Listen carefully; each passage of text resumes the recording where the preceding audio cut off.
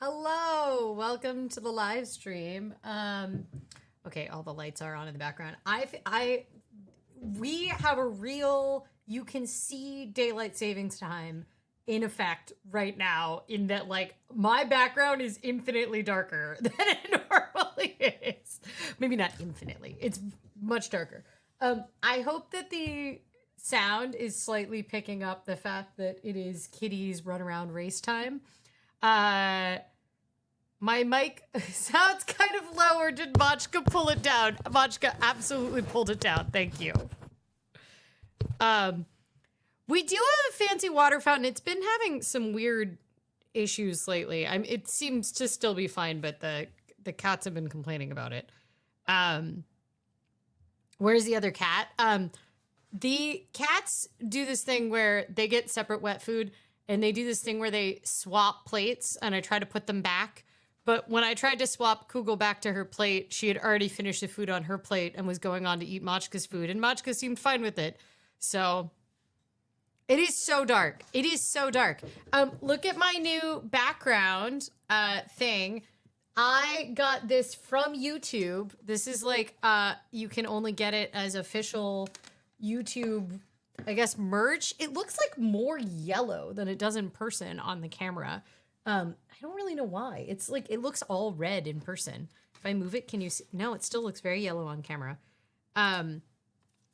Well, this is from the live streaming cohort that I did for posting enough live streams, which is the only thing I don't struggle with on YouTube.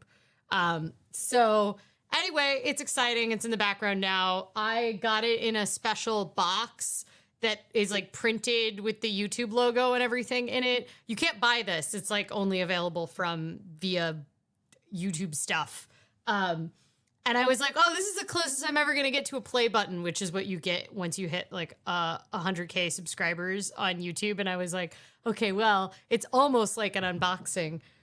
Also, I am aware that this sweater and this dress is not really match.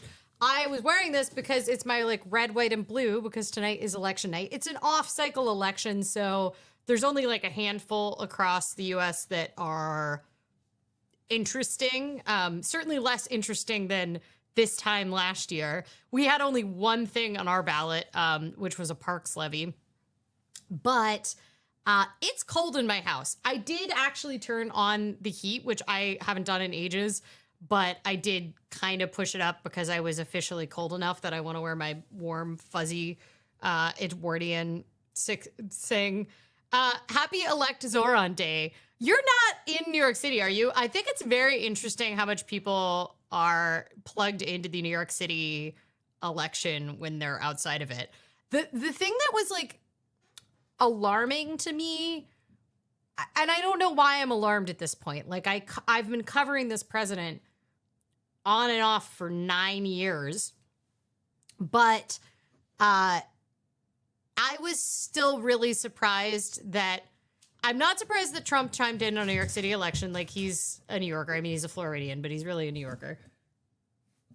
Guys, they're having a whole fight over there. This is a fight. You guys okay? Oh, you're acting like everything's fine? Okay.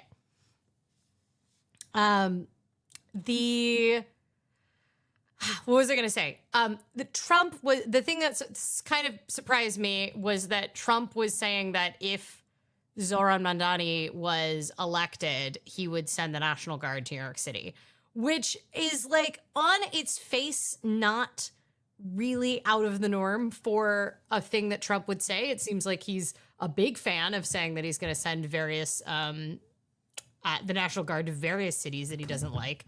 But it was alarming that he can say that about going to a city based on the result of an election prior to the person even, one, getting elected, and two, doing anything in office. It really just shows the slide towards authoritarianism, where it's, you know, there's like a level of pretending that the National Guard deployments into American soil and in American cities is because of public safety or because of, you know, all, the city being on fire, which is what they're saying in the case of my city. But that it just to completely toss that out the window and be like, oh, it's because my political enemies are in power there, and I would like to put my political enemies. It's like this person isn't even in elected office yet, and you're saying that. But Aaron says you might have to turn the AC downstairs in order for the upstairs one to go into heating mode. The two can't do different things at the same time. Why is the downstairs one on AC? It's like 49 degrees outside. I don't understand that. Every time I've tried to interact with the AC downstairs, I have to go through your office and it's terrifying. So I don't want to do that. So what you're telling me is I've essentially turned on the AC instead of the heater. Now I need to check. Is cold air coming out? Okay. Air is coming out and it does not appear to be warm, so that could explain why the house is cold. The remote is right by the door. Where by the door, Aaron? You have 3 desks and 97 bookshelves next to your door. Just because you can see things in your head in your studio, other people cannot. Oh yeah, Duolingo Owl does seem extra creepy in the dark. I thought I'd put him back there so he's just like kind of creeping in the dark right now. I am extremely close to hitting 3,000 day streak. Is it 3,000? I think it's 3,000. I'm super close, and I plan to quit Duolingo when I hit 3,000 day streak as my protest. And yes, I have to hit the 3,000 before I can quit. It makes sense in my head, okay? It's an art. It's a statement. I have been trying out a bunch of different apps to try to find one that can replace Duolingo in my life. Because the value that Duolingo has brought to me is that I previously was not practicing my languages every single day before I started using Duolingo 10 years ago. And because of that, I need something that has some level of the gamification, but I don't want the level of gamification that Duolingo has turned into. Like, it is essentially turned into a game that occasionally teaches you languages. It has stopped being valuable for language learning for me, at least. I have finished the German tree 3 or 4 times over now, where I finished it and then they've like added more stuff and then I finished it again. The tree is like the full language learning course. I've switched to a bunch of other languages on it, partially just because I got very bored with like the German language one. I don't think the spaced repetition is as good as it used to be in Duolingo, and I do think the spaced repetition is like super valuable. So yeah. It's true Aaron has gone bookshelf mad. I mean, I think the bookshelves will fix things. Here's the thing.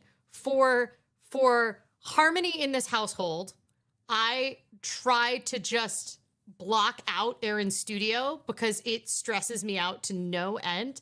And Aaron can do whatever he wants in his studio. Like, that's fine.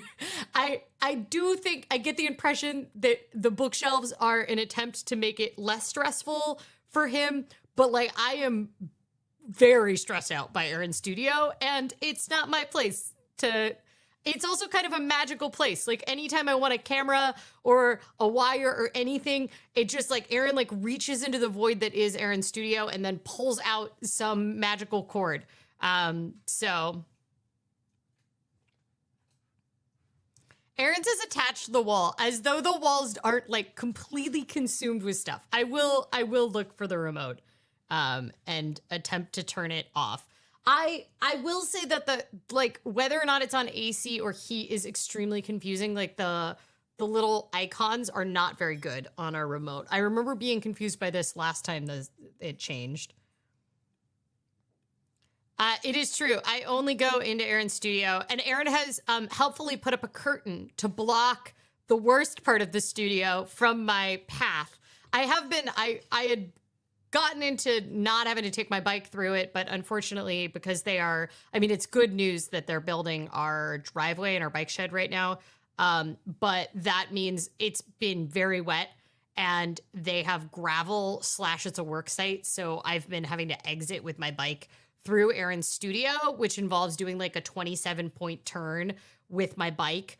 And I do not enjoy that.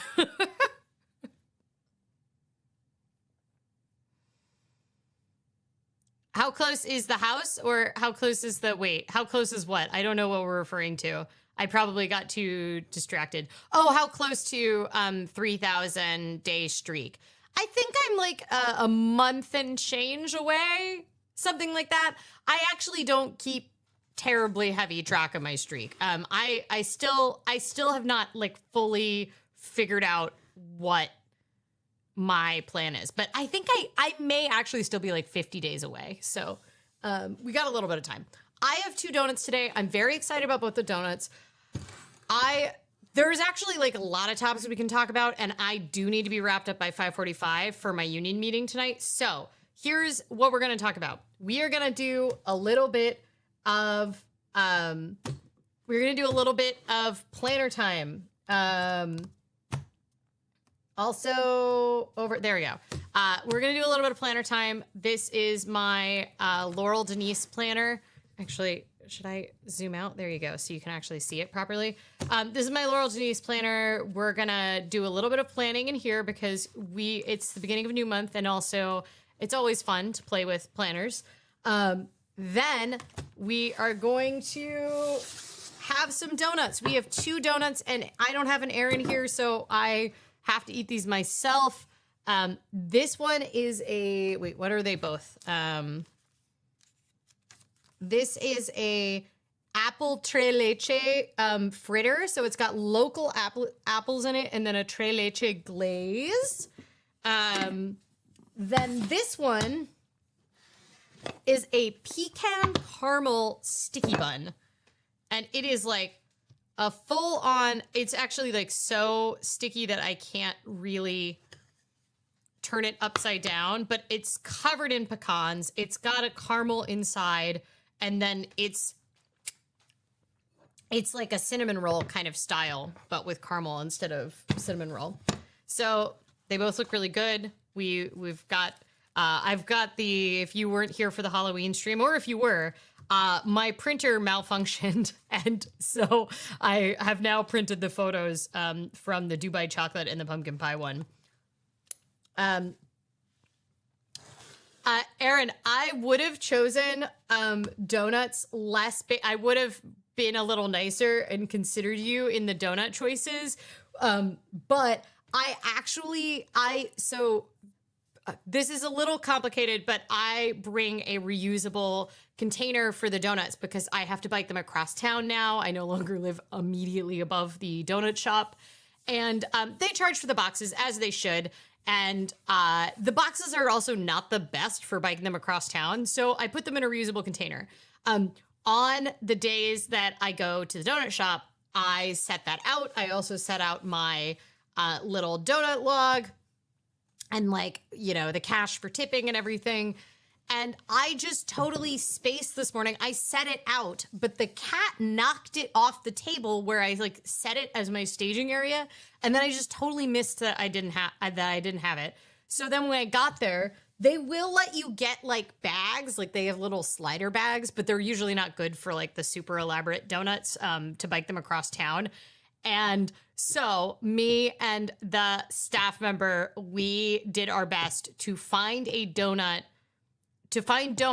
that would be able to survive in the bag because I didn't have my little Tupperware with me. So pecan chunky caramel chunky boy, I'm giving that 5. I'm just noticing it's quite cold, probably because the house is so cold. So I'm wondering if I can warm it up before we do this. Okay, and then the actual topic that we're supposed to discuss tonight is open enrollment. So open enrollment started despite the ongoing federal government shutdown that is essentially over a fight about healthcare right now. I mean, it's about a lot, but the Democrats claim that that's why they're sticking to their guns here. So, the open enrollment is opened. So for people that get marketplace plans, and it's really important that people know this because open enrollment is shorter this year. We had during COVID, open enrollment was like almost 2 weeks long during the Biden administration COVID. And that window has been shortened. And then additionally, there was a thing called special enrollment periods for low income people. So if you were below 150% of the federal poverty level, which is around $23,000 a year for an individual and like around 45-ish thousand for a family of four, I think that's both of those are right. I'm pulling those off the top of my head, just to be fair, but I'm pretty sure. But if you're below 150% of the federal poverty level, you didn't have to enroll in a marketplace plan during open enrollment. You essentially could qualify for what is called a special enrollment period, which is SEP, not to be confused with a SEP IRA, a self-employed plan, just to keep it spicy. Those are going away. They've actually officially were eliminated in August of this year, and they will not exist after this point. So it is really, even though it is very challenging right now to make determinations, this is the time to enroll. And I think a lot of people if you get your health insurance from the marketplace, or for example, like if you are on a COBRA plan right now because you got laid off or you had some sort of continuation of coverage from a job and that is due to expire, now is the time to get a good idea of what it is going to look like for you next year to get a marketplace plan and start doing the shopping. Even if you don't like click and do it all in one day, you really need to get an idea because the enhanced premium tax credits are going away. So those are set to expire next year. So essentially, there is a general belief that it's going to be about 114% higher on average. That is from a KFF Health News, which is a very credible health journalistic enterprise. So KFF did analysis and found that on average, people that get subsidized marketplace plans, so that is if you are like more than 400% of the federal poverty level, which 400% of the federal poverty level would be around 62,000 for an individual, and I think about 115,000 for a family of four, if I've got that correct off the top of my head. Wait, I'm looking at a table in my head, which I realize is kind of wild. It's about 128,000 for family of four. Okay, so if your income is above that, there was these things called enhanced premium credits that came under the last administration that essentially would reduce the cliff. So with the original implementation of the ACA, you would get help paying for your subsidies until you hit that 400% federal poverty level, and then you would get no help at all. And so the plan costs would become just very unaffordable at that people that were on just falling off that cliff, or families that were just falling off that cliff. So they had an enhanced premium tax credit, and there's essentially like double eligible thing. So one, you're not going to be getting those tax credits that you will essentially are able to either claim month to month to lower the amount that you're paying, or you can get back, you could pay, like, for example, the full amount of your health insurance each month, but then you would get a tax credit back at tax time. Most people take them every single month as part of paying their premium. But the costs of health insurance are also going up. So there's just a double whammy. Like, you're getting less assistance right now for the help paying for your premiums. and the premiums are going up. Overall, about 114% of what they were before. So it's just important to understand, like, I think there are two parts of this that are going on. One, if you log in right now, you are seeing the higher rate. Theoretically, if the federal government gets their shit together, those extra premium tax credits are available through the end of 2026. Through the end of 2025. But if you log in and you're trying to get coverage for yourself starting like in December because you've lost insurance or whatever, you're going to be seeing this like outrageously high amount. And that is what you're expected to pay in 2026.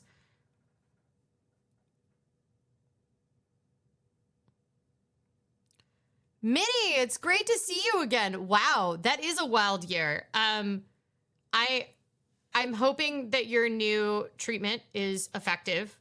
It's lovely to see you back. I have not seen you in a while.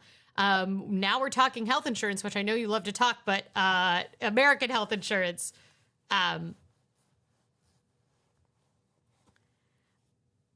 The total premium cost is going up for, on average, about 14%. So it'll be 114% of what it is currently. So 114% overall. But the other part of that is that a ton of people are going to be losing those subsidies. So, I mean, it's a wild amount either way. But for some people, this is going to represent by like almost a 300% increase in how much they are paying, depending on how much subsidies they were getting, blah, blah, blah. And their local market, right? So health insurance is regulated at the state level. So even though you have access to these federal subsidies and all of this is kind of trickling from the federal government, the actual marketplaces are the regulation for health insurance is done at the state level, and local markets are a really big factor in how much premiums cost. The other big factors in how much premiums cost are whether or not you are a smoker and your age.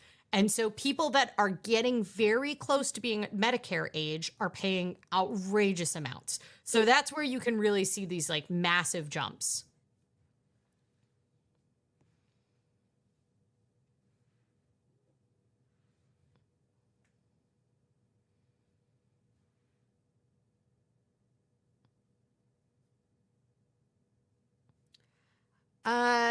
Okay. So there's this is a little complicated, but I was affected by this one year. So if you make less than 400% of the federal poverty level, you get these premium tax credits. And you can either take these on a monthly basis or you can get them back at tax time. Most people will pay for them, get them on a monthly basis, so that reduces the amount that they have to pay towards their premium. However, one of the problems with these premium tax credits has always been that you need to estimate what your income is. And this can be a really big problem if you are a gig worker, if you have variable income, if you're self-employed, any of these sort of categories. Often the people that are getting health insurance via the marketplace, right? Like they're overrepresented among people that are seeking that. If your income goes up over that amount, even if you're just like straightforward, you just like got a raise at work and so you ended up making more, it used to be that if that tipped you over that 400% line, you wouldn't have to pay back all of the 400% federal poverty line where you would no longer qualify for those tax credits. Then you didn't have to pay it all back. You just have to pay a small portion. So, essentially this like subsidy cliff, right, that people are falling off of because they've gotten rid of these enhanced tax credits, is now going to be double worse because there is essentially no, there used to be a limit in how much you could repay. So I believe it was 10%. Don't quote me on that, but I think it was like you couldn't be expected to pay back more than 10% of the premium tax credits you had at tax time. So like if your income jumped a ton and you didn't know, then you didn't realize that that was going to happen at the beginning of the year, you weren't going to end up owing more than a set amount, kind of the portion of your income, because that's like out of control, right? It's like, what's the point of earning $3,000 more if you end up having to pay back $5,000 or $8,000 in premium subsidy credits? So they put limitations on those, but those are set to expire. So now we've got this double problem, right? Where you've got these people that are at that cliff, so making slightly more than 400% of the poverty level. So for a single person household, it could be that you expected to make 60,000 and then you made 67,000. Well, now you've fallen off the cliff because you've made more than 400%. There's no enhanced premium tax credits after that. And then additionally, you're going to have to pay it back. And there's no limitations now. So there is a lot of people that are going to be between a rock and a hard place right now around this. I do feel like I'm just giving doomsday scenarios right now, but it's not looking great. I will say, like, as someone who I hang out with a lot of people in their teens and early 20s because I'm a figure skater, and because I teach these workshops in personal finance. And I have been really struck by how much more they know and understand about their healthcare coverage than was doable at my age when I was their age, because there was no ACA. And so I just like didn't have health insurance for a ton of it. It was like very challenging to access. There was limited information about it. They are, some level of naive as anybody is that hasn't lived in this insane system that is U.S. healthcare system for very long, right? Like a lot of them have only been responsible for themselves for a couple years.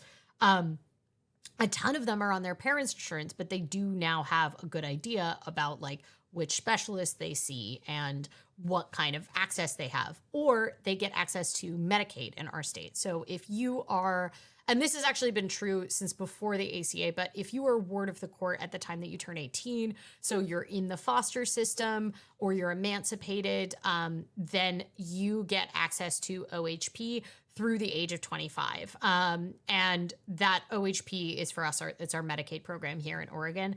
And, the access to Oregon Health Plan is really transformational in a lot of these like younger people's lives. And so I just want to say, I am very worried about what's happening right now with healthcare in the US. It's going to be a huge affordability problem. We are going to have a ton of people not have healthcare anymore. But I do want to recognize that the crap version that we're about to have, like, we're still rolling back to a better status quo than we were at before the ACA. There are now catastrophic plans available on the health exchange as well, which it used to be that catastrophic plans were relatively hard to get a hold of. They're only available in really limited circumstances. Usually you have to be under 30 years old. But they are an affordable option, essentially, to prevent medical bankruptcy in people that are not able to qualify for Medicaid and make too much income over this amount, but don't really feel like it's feasible for them for the premiums. Catastrophic, is it great? No. But it is definitely, we're definitely doing better. So glad my employer takes care of my insurance for me and my partner. She is furloughed during the shutdown and has had to start claiming unemployment. Oh, yes, I forgot that she's a federal worker. I'm happy she still has a job. I'm sorry that this is such a mess. It's just such a mess. I have never seen such a level of economic chaos when it comes to employment and economic metrics that is like, it's just due to like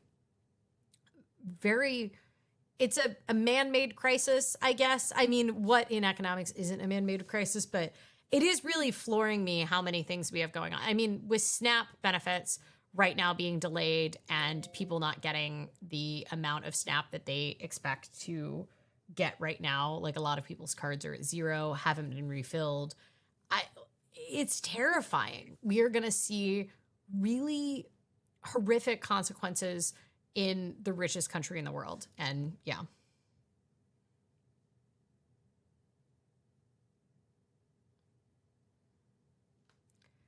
I had a guest on my channel talking about SSI and Medicaid, and it had me appreciate Canada, even though it is still complicated and a poverty factory. Yes, I think you can recognize the many flaws in Canada's system while also being grateful that you don't have to put up with the U.S.'s system. I think that's a pretty reasonable, balanced approach to have. Yeah, well, I mean, that's the thing with Canada won't have me anyway because they don't want me because I cost too much to insure, health insurance wise. But hello, ma'am. Hello. I do have some friends running away to Canada. Running away. One of them is a Canadian citizen, but I have friends moving to Canada at the end of this month. If the SNAP crisis happened in 2009, I would probably starve and start begging friends for help. Yeah, I mean, that was the thing is like the SNAP benefits, Oregon in particular, we've had a really bad economy since the 90s. And the reason we had a really bad economy is because the bottom fell out of the logging industry. And some of which was due to like increased environmental regulations, and some of which was just due to Oregon, some of which was just due to like larger societal factors that were happening. Hi. Can you all see this little princess? She's decided it's time to pay attention to her, but I think there's only one ear showing up on screen. If I zoom out a little bit more, can you get her in there? Nope. There. Do you want to just sit on my shoulder the whole time we talk about health insurance? She has single payer health insurance.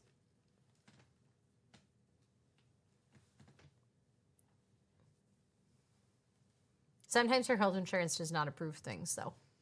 AKA, I decide that she doesn't need it. Ma'am, I had lip gloss on and now it's covered in cat hair. Thanks. Oh, don't show them your butt. Don't show them your butt. Yeah,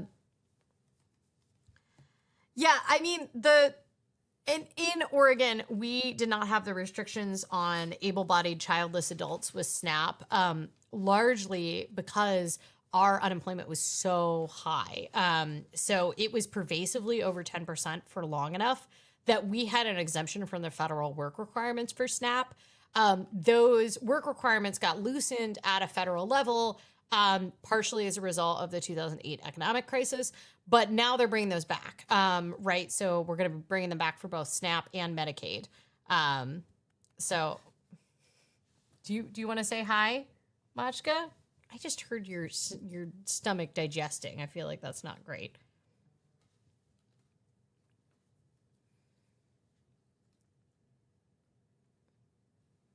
Okay. Hi. What are we doing? Okay. Great. Trying to get all the cat hair off my face now. The cats that were having a little fight are now thinking about sharing a box now. And they're playing with a zip tie.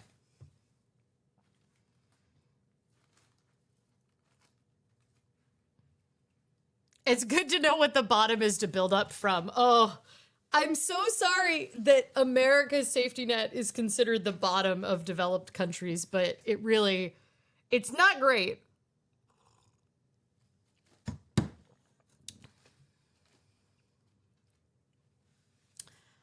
Should we do some laying out of this?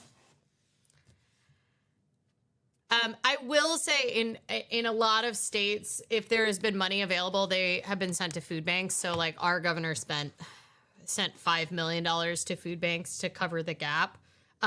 This is the time of the month when food banks often have less demand right now, because people get SNAP and essentially they'll often start going to food banks to supplement after they run out of SNAP or when their SNAP is running low. And but it's kind of the reverse. So the way it works in Oregon for SNAP benefits, whoever the primary beneficiary is, you'll get your SNAP benefits on the day of the month that corresponds to the last day of their Social Security number. So if their Social Security number ends in a 9, they would get their SNAP benefits on the 9th. If their Social Security number ends in a 0, they will get their SNAP benefits on the 10th, actually. If their Social Security number ends on a 1. And the whole idea is partially to spread out demand so that grocery stores are not completely slammed the first day of the month. This kind of doesn't fully work because a lot of other benefits will still always come on the same day of the month for a lot of people. But the way that we spread out SNAP benefits is based on the last number of people's Social Security number. So, one of the problems that's happening right now is that food banks are seeing like a much higher demand at the time when they usually predict to have it low. But I've talked to some food bank directors, not just in Oregon, but they have told us that they're preparing for this as though that it is a natural disaster. Like they know the demand is quite high. It's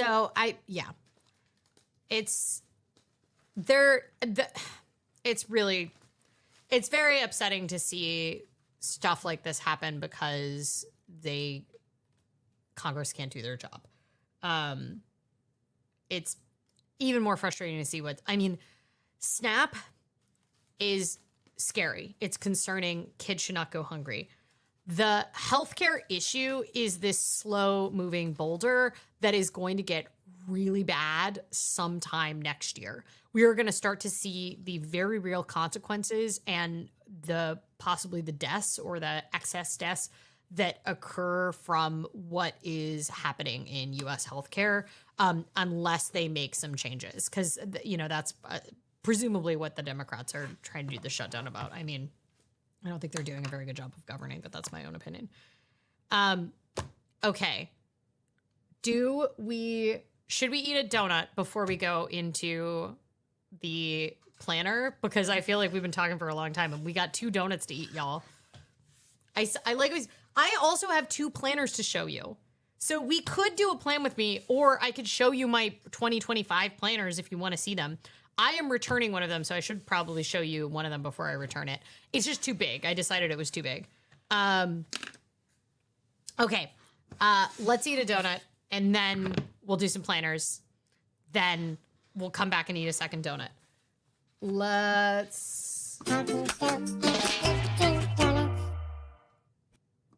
Okay, so here is, I think this is the one that I'm going to like the most. It also looks very sticky. It's a caramel pecan sticky bun. It's really got the cinnamon roll kind of dough, as you can see as it unravels here.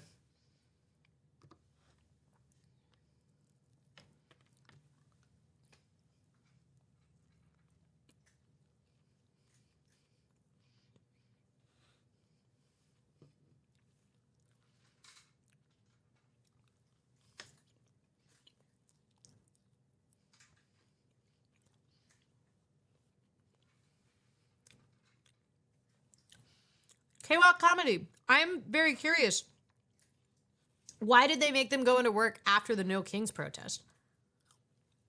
Is it like retaliation? Or is it a safety thing? Does it not make any sense? This is so excellently caramely.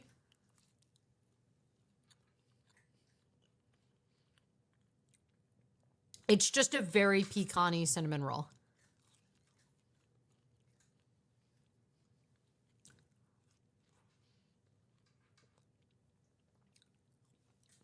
Minnie, it probably would have been smart to do the planner I'm returning before I got my hands sticky. You were smart. I was not.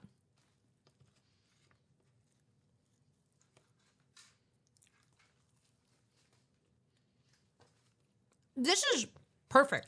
I do wish it was warm. I don't really want to run away and heat it up. I think it would be better if it was warm. I've already eaten half of it, though.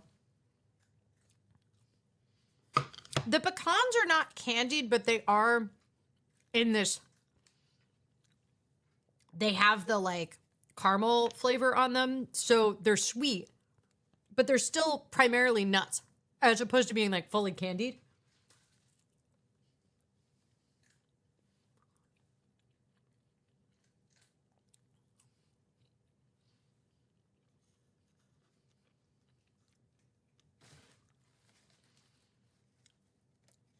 I hope you have wet wipes for the donuts and the touch the planner. I do have a napkin. So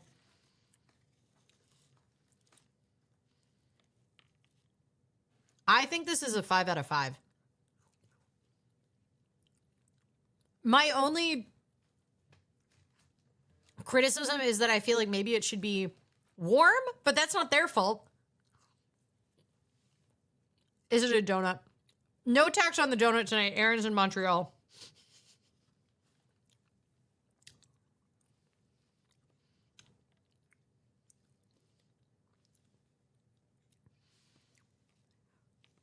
So did the email blame the employees for the shutdown? Because that is hilarious. I mean, terrible, but hilarious. That's such a bummer. It's not the only federal employee I know that has been in that situation. I know someone who's like always been work from home, including before COVID. And they've had to go back to the office like 4 or 5 days a week.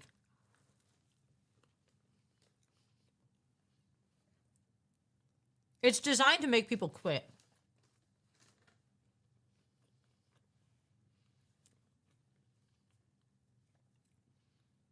That cat is really eating that twist tie.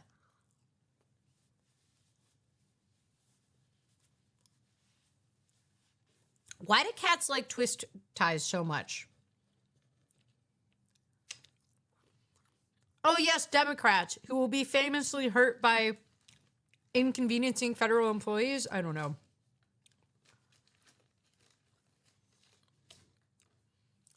Guys, this is a 5 out of 5. That's what I'm convinced. It's a 5 out of 5 donut. I have no feedback.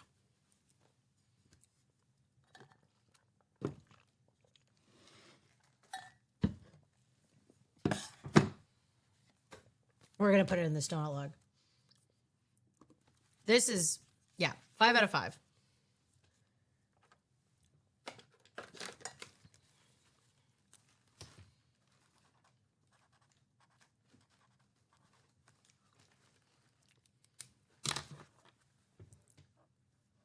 There we go. Oh, since we're talking planners today, I put some planner tape. This is all from Salam Creative. Who I highly recommend her stuff. That's actually this tape as well. I went a little crazy and I got a lot of stuff when she had a sale. Okay. We will come back to this. I'm going to show you. Here, I've cleaned my hands enough. It went down in record time. It must be 5 out of 5. Well, I will say I did leave... I left a little bit of it because I know I need to eat a second donut, and I think I'm going to heat this up and have this as a little snacky snack mid-morning tomorrow because I'm hopefully working from home tomorrow. I only get to work from home like 1 day a week at best, but I think I can tomorrow, and I go skating in the morning, and then I work all day, and I usually end up wanting a snack between skating and my second meeting of the morning. I'm always like, oh, I need a snack because I've worked out. Okay, so this is the Laurel Denise planner, and I have the mini version from this year. I got this, if you guys can remember, I got this like quite cheap because it was already like most of the way through the year when I bought it. I am not normally a coil planner person, and this is like a big boy, but I love the style of this where you always get to see the month and then you flip between it. I prefer vertical planning over horizontal though. But because this is the mini size, the columns on the vertical were they had like a test print at Laurel Denise where you could like test it out, and they were too small for me to write in. So I ended up getting the horizontal because I got it like super cheap because it was the year was almost done. I've been using it since I think I got it in August, and that was the first time I was really regularly using it. And I've been pretty much using this in collaboration with just my Kinbor Weekly. And I mainly use that one as kind of like a brain dump planner because it's so tiny and you can bring it around.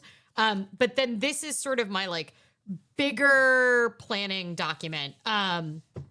However, I don't love the horizontal bit of this. I really don't. But I liked it enough that I was like, I am going to do Laurel Denise again next year. I think there's a lot of really cool things about it.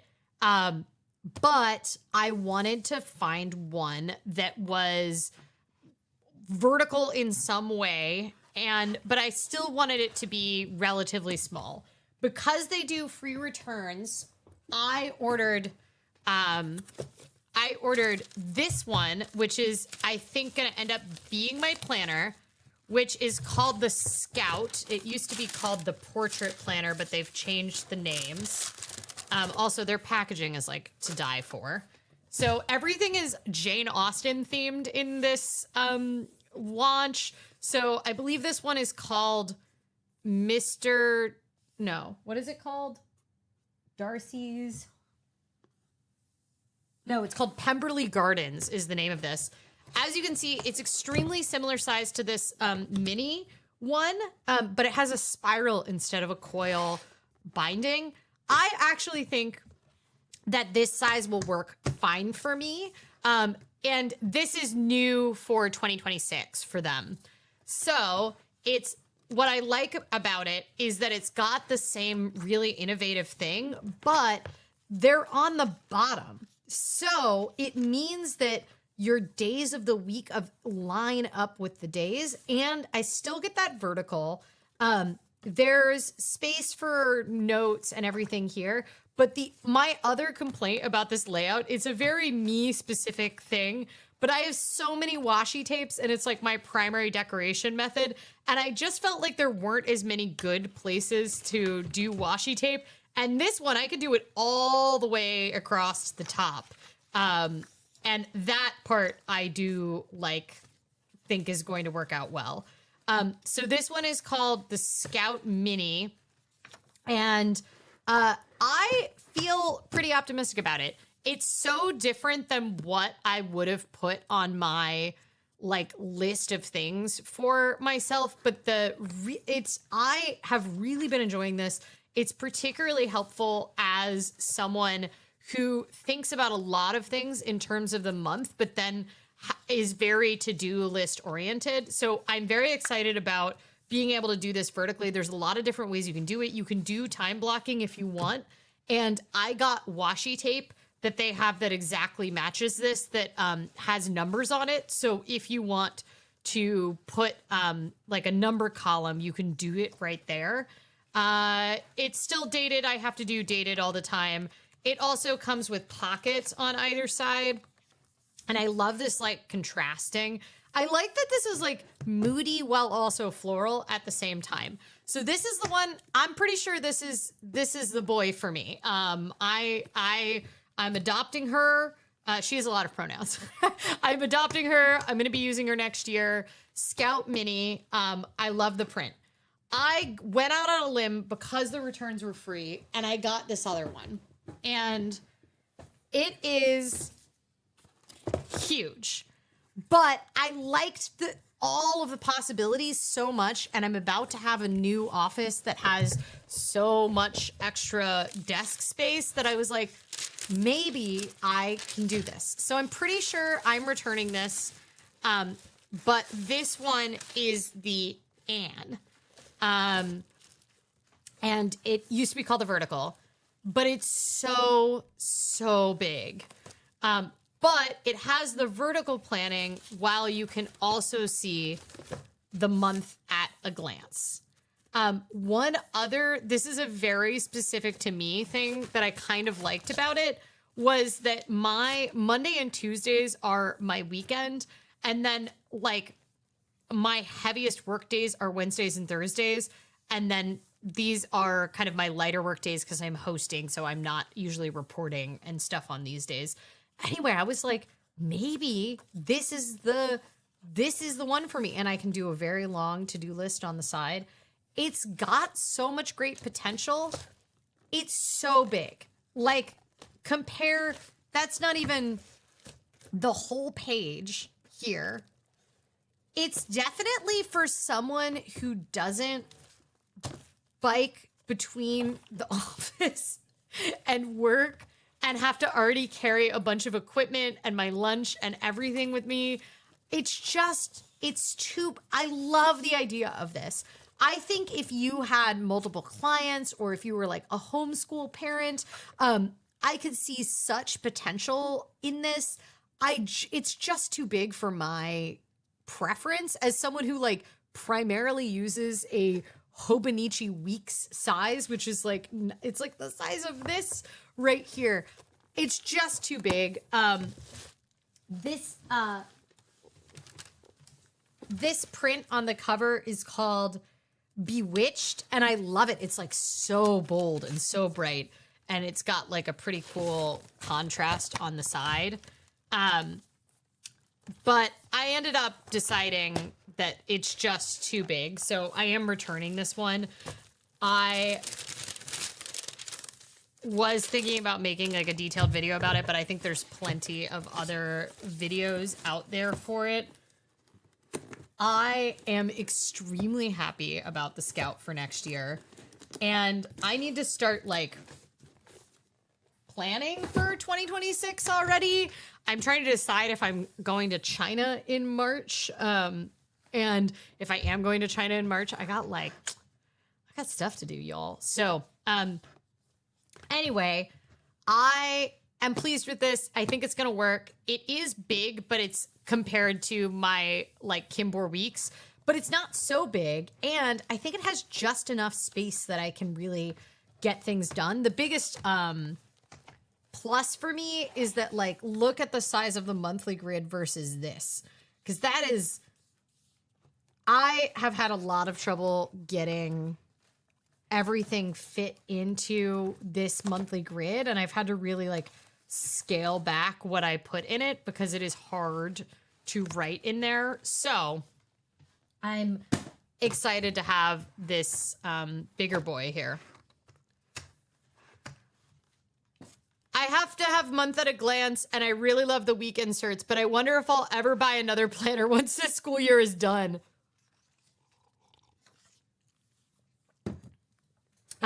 Yeah, I mean, I could see that. I think that planning changes for a lot of people when they retire, where if you do it for fun and enjoyment, you'll end up finding a way to do it, but you might have to track different things, you know.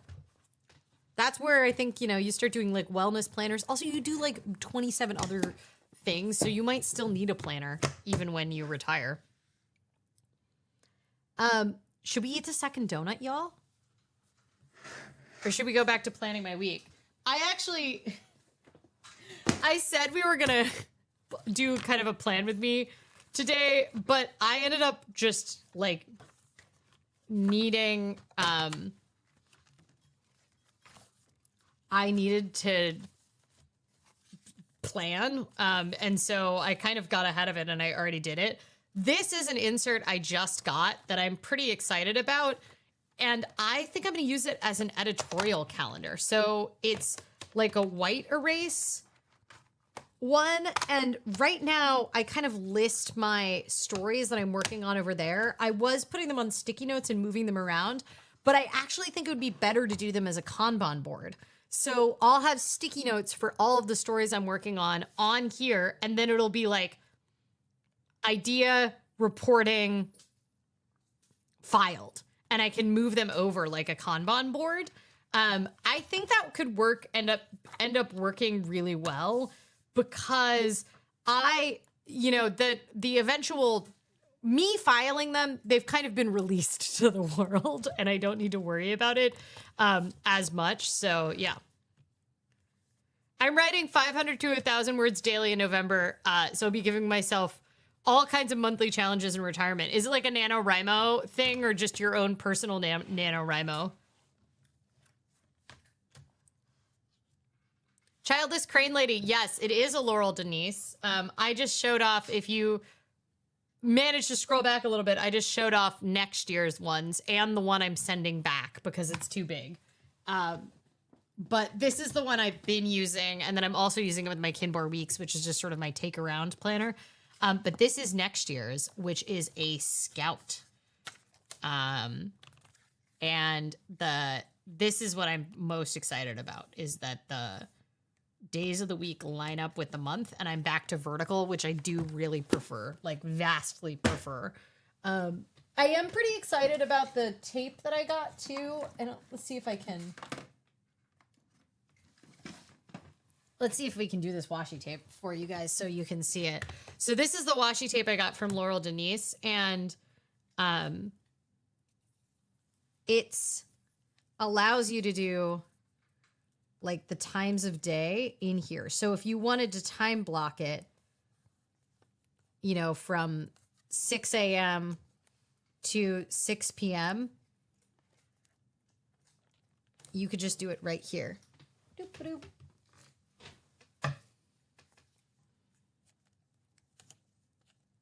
And you could turn this into a time block one without having to write it all out. And that's just like a set of washi tape, which I think is pretty great.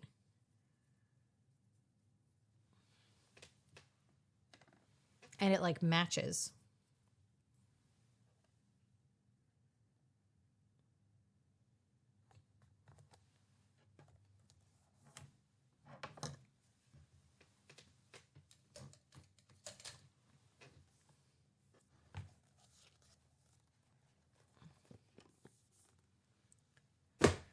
My own personal NaNoWriMo that I'm pairing with a Write With Me stream. Oh, that's awesome. Wait, is it your own Write With Me stream?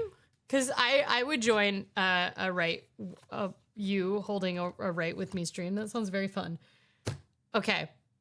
The AP projects that Virginia has elected Democrat Abigail Spanberger as its first woman governor. There's your update. AP projects. Okay. We should eat the second donut because I gotta go soon. All right. Second donut. This is a tres leche donut with apples. So it's got local apples in it. I mean, this is a good looking donut right there. And then the tres leche glaze. We are in full apple season here. Earlier this summer, I was having to buy apples because I pack apples as my little treat in my lunch to work. And now we're drowning in apples from CSAs.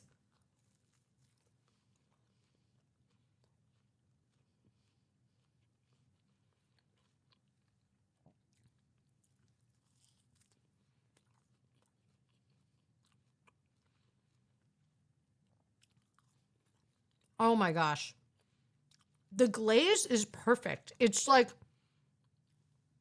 the apples are essentially like kind of mulled apples. They've been boiled a little bit, so they're like kind of milk down and sweet. But the tres leche glaze is this perfect creamy sweet glaze. It's not frosting-y at all. Oh, hello. Not for you. Can you guys see this cat? I have a cat fully blocking me. Hi.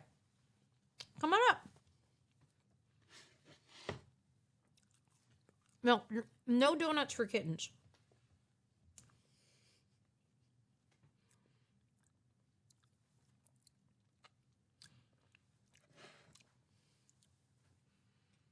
I might just have to go buy that for myself when I get back. I think this might be another 5 out of 5, and I think that's like a little unreasonable, but it's so good. By the way, I've been having trouble with daily savings time, and so have the cats. They started requesting even earlier than their early request today. Yesterday, I had it was my day off. I had like a super productive morning, did a bunch of stuff, went and worked out, went and skated, did a bunch of errands, did a bunch of like accounting and admin work, called the consulate, which is my daily day off activity.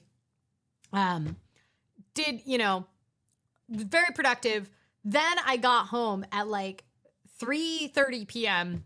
and was like, okay, I'm going to like do stuff in the evening. And then all of my energy was just drained out of me because it started getting dark at 3:45 and it was pouring rain. And I was just like, cool. All right, I'm done. I guess I'm reading a book and I'm not leaving the couch all night.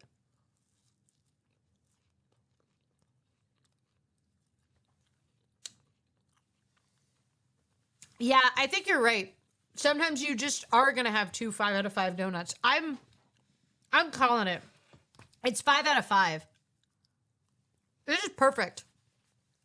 I'm not even like starving hungry, so I don't think we're going to emphasize that. Oh, speaking of this as well, it's actually only related to my brain. Okay, so we're going to put the 5 out of 5 here. There you go. 5 out of 5 again. Boop.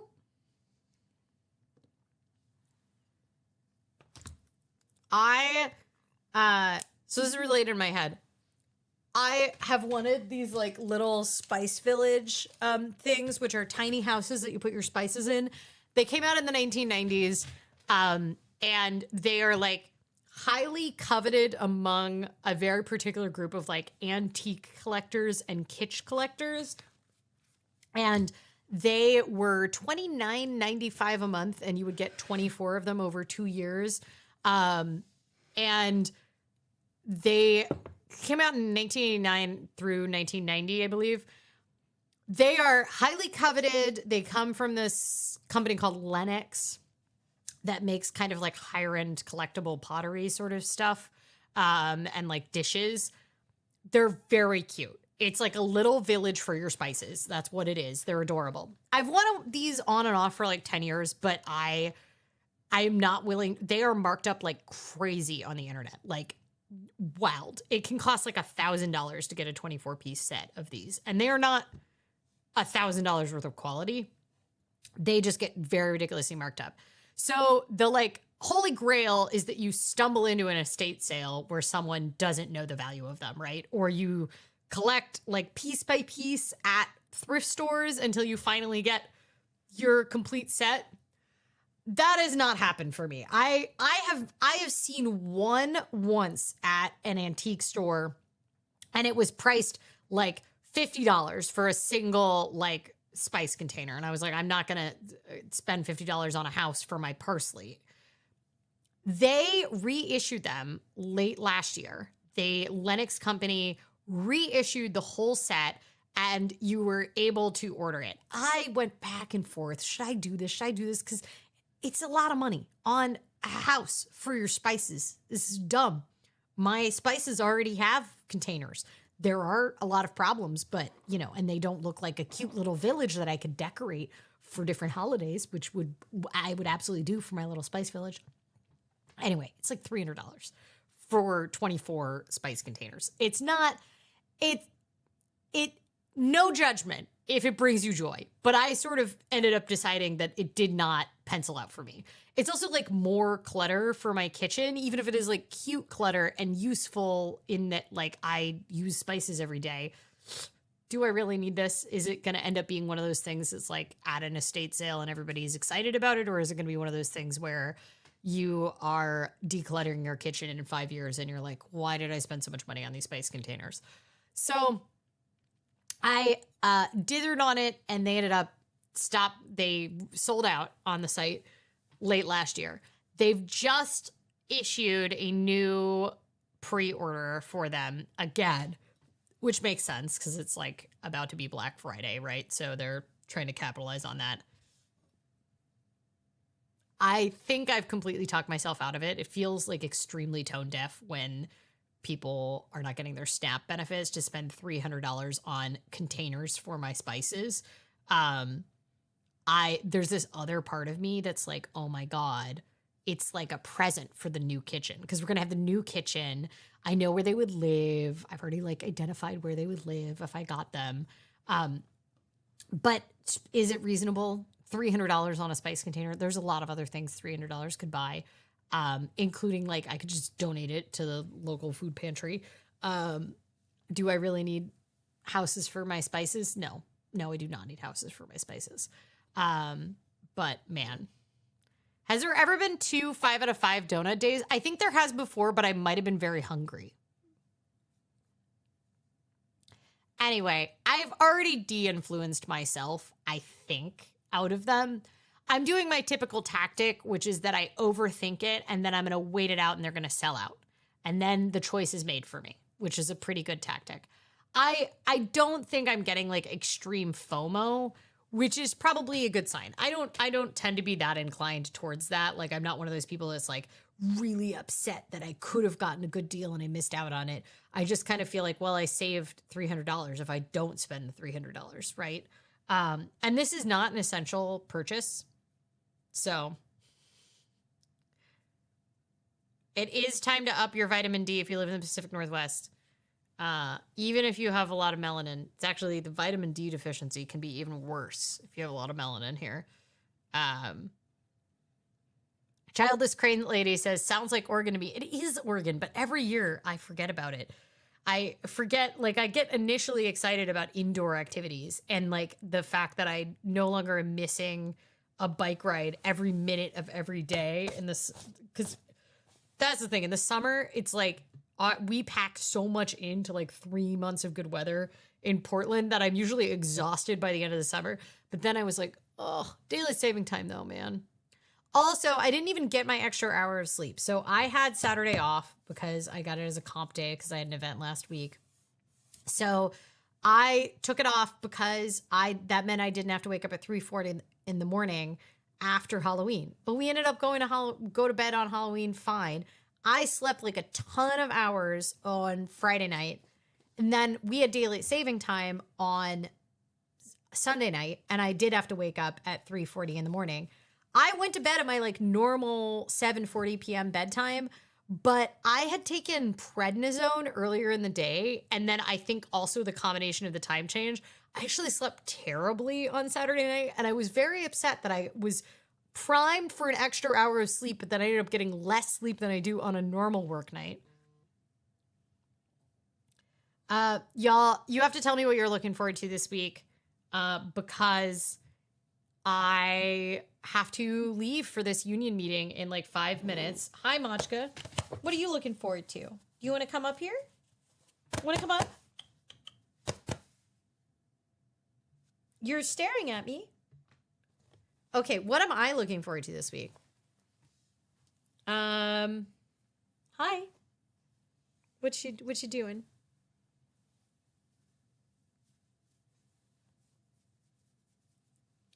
Hi.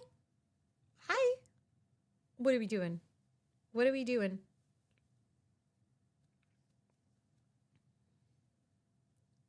Are you just rubbing your face in my hair? Okay. I feel like I need to cover this donut from cat hair again. She's got this, I don't think the mics can pick this up, but she's purring so hard. I think the cats really miss Aaron this time. They keep requesting attention at a much higher rate from me, and I think it's because they're not getting double the attention. But I haven't really figured out what is satisfying them. Is it the full moon right now? Bracing for middle school chaos. I saw that it was like 3/4 or something like that. What is that? Gibeus? Is that Gibeus? feel like I should know my moon phases better than I do. Hi, ma'am. What do you want? Coming up.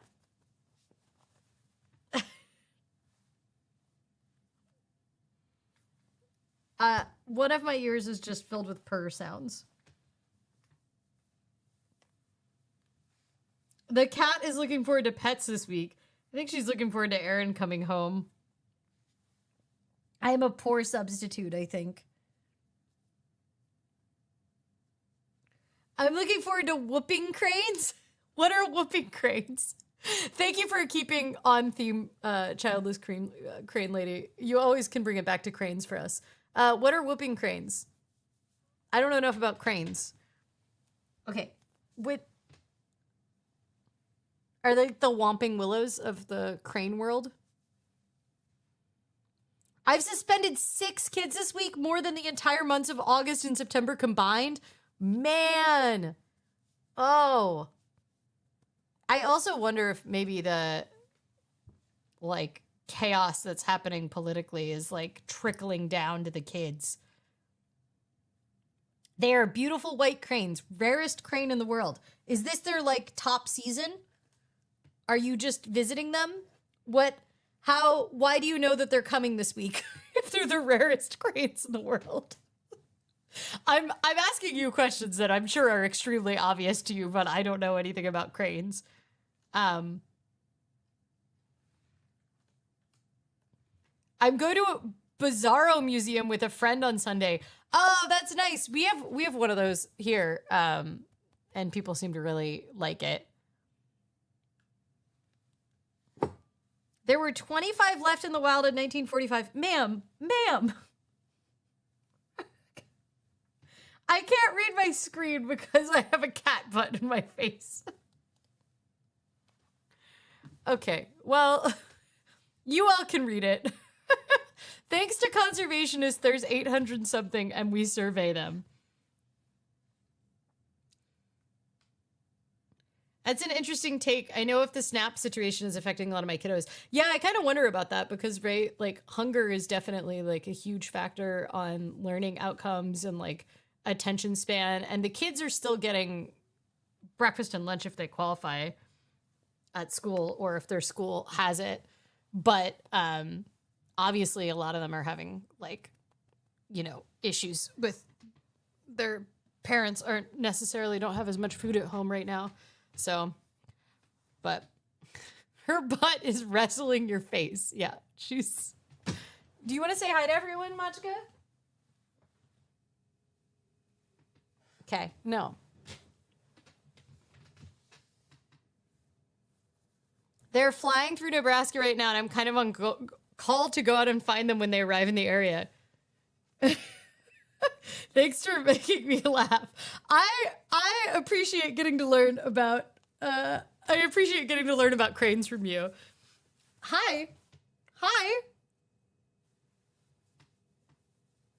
If I could get you to read the chat, you could be part of the stream beyond this, just attacking me.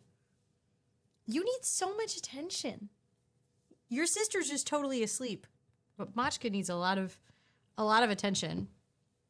Thankfully, we have free breakfast and lunch this school year for all our kids. I think that's, like, so helpful if you've got it for the entire school when we're having this, like, I hate to use the word, but, like, fairly unprecedented chaos that's happening right now, where you can at least, you know, you're not, like, picking out kids, or you're not having to, like, ask about kids' situations at home, especially because there might be kids that might not qualify for SNAP, but then their parents are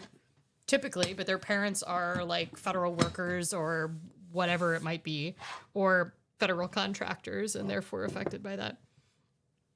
I'm not laughing at your questions. It's the cat. Well, she's ridiculous. So Machka is the class clown. All right. I have a meeting in 1 minute. I am covered in cat hair thanks to this princess. Someone isn't needing your attention. She's upstaging you big time. She really is. Now she's cleaning herself. So maybe she can help us. Maybe she can can help with union negotiations. I think anybody would acquiesce to Machka. I think that would be good. I'm not going into negotiations, just to be clear. I'm going into, otherwise I'd be late to negotiations regularly, which would be bad. Now I have cat hair in my eye. She just like rubbed off half her cat hair on me. Y'all, it's been lovely. Thank you for being here. I can't believe we managed to cover healthcare, 2 different kinds of planners, three different types of planners, 2 donuts. I think we did it. Great. Everyone, I hope you have a absolutely lovely week despite everything, and that the full moon passes you by without incidents or suspensions. And I hope our government, if you're in the US, gets it together soon. And if you're not in the US, I'm jealous. Even if your government isn't doing great, I think it's probably doing a better job than ours right now. If you haven't voted yet and it's not too late where you're at and you're in the US, please go vote. It was the easiest voting I've done in a while. I just had to fill in one thing on my ballot. Stay safe. Enjoy your museums. Enjoy the full moon being done. Enjoy your beautiful, rare cranes. I think that's probably the coolest of the things that people are expecting this week. And until next week, stay safe, stay hydrated, pet a cat if you have one available, and I will see you all soon. Bye!